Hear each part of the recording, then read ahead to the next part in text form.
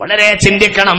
ഈ രണ്ട് മുടിയും കൊടുത്തിട്ട് ഹബീബായ നബി പറഞ്ഞു, യഖ്സിംഹു ബൈനന്നാസ്, യഖ്സിംഹു ബൈനന്നാസ്.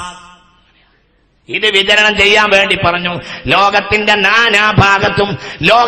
നാനാഭാഗത്തും ഈ മുടി വിതരണം ചെയ്തിട്ടുണ്ട്. ഈ ലോകത്തിന്റെ നാനാഭാഗത്തും ഈ മുടിയുണ്ട്. വെല്ലൂരിലുണ്ട്. എവിടെയുണ്ട്? സാന്ദർഭികമായി പറയട്ടെ, വെല്ലൂരിൽ നിന്ന് സനദുള്ള ഹബീബായ റസൂലുള്ളാഹിയുടെ മുടിയിൽ വെള്ളം കുടിക്കൽ സ്വഹാബികളെ പതിവാണ്. റഹ്മത്തുള്ള വെറുതെ പറയുകയല്ല. ഞാൻ കാണിച്ചു. വെല്ലൂരിൽ നിന്ന് ഹബീബായ റസൂലുള്ളാഹിന്റെ മുടിയിട്ട സനദുള്ള വെള്ളം ഇവിടെ കൊണ്ടുവന്നിട്ടുണ്ട്. 2 കുപ്പിയിലുണ്ട്. അത് ദാറുൽ ഖുർആനിലേക്ക് 25,000 രൂപ വീതം ചെയ്യാൻ ഈ സദസ്സിൽ ആർക്കെങ്കിലും താല്പര്യമുണ്ടെങ്കിൽ ബാവാട് ഉസ്താദ് അവർക്കത് നൽകുന്നതാണ്.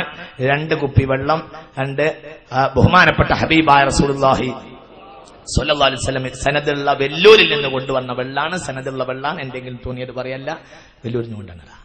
ഇത് ഇന്നും വെല്ലൂരിൽ നിലനിൽക്കുന്നുണ്ട്. ഹബീബായ നബിയുടെ മുടി വെല്ലൂരിലുണ്ട്. ഉണ്ടല്ലോ, നിങ്ങൾ ചിന്തിക്കണം. ഞാൻ കണ്ടിട്ടുണ്ട് ബാലു ഷരീഫ് ഹബീബായ നബിയുടെ മുടി എന്ന് പറഞ്ഞിട്ട് ജാമിയ മസ്ജിദിൽ ഡൽഹിയിൽ പലവട്ടം ഞാൻ പോയി കണ്ടിട്ടുണ്ട്. എല്ലാ അസർ നിസ്കാര ശേഷം ഒരു ലേശം നേരം പ്രദർശിപ്പിക്കും, സുബഹി നിസ്കാര ശേഷവും ലേശം പ്രദർശിക്കും. ഞാൻ കണ്ടിട്ടുണ്ട്.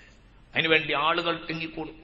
ആ വലിയ മിനാരുണ്ട്. ഇന്ത്യ വലിയ ജാമ്യ മസ്ജിദിന്റെ വലിയ മിനാരുണ്ട്. ആ മിനാരത്തിന്റെ ചോട്ടിലതിന് പ്രത്യേകമായ ബാലു ഷരീഫ് റസൂലുള്ളാഹിന്റെ മുടി സൂക്ഷിച്ച റൂം എന്നതിന്റെ താഴെ രേഖപ്പെടുത്തിയിട്ടുണ്ട്. ആളുകൾ സുബഹി നിസ്കരിക്കൊണ്ട് പാഞ്ഞു വരും. എന്നിട്ട് അവിടെ അങ്ങനെ നിൽക്കും. എനിക്കത് ആദ്യകാലത്ത് മനസ്സിലായില്ല. ആദ്യം ഞാൻ പോയപ്പോൾ എനിക്ക് മനസ്സിലായിരുന്നില്ല. പിന്നീടാണ് പോയിട്ട് പിന്നീട് അറിഞ്ഞു അത് മുടിക്ക് വേണ്ടി കൂടുന്ന ആളുകളാണ്. അന്നത് ശ്രദ്ധിച്ചില്ല. പിന്നെ അതിനു വേണ്ടി പോയി. ബഹുമാനപ്പെട്ട ഹബീബായ നബിയുടെ മുടി സ്വല്ലല്ലാഹു അലൈഹി വസല്ലം ലോകത്തെവിടെയുണ്ട്? പല സ്ഥലങ്ങളിലുണ്ട്.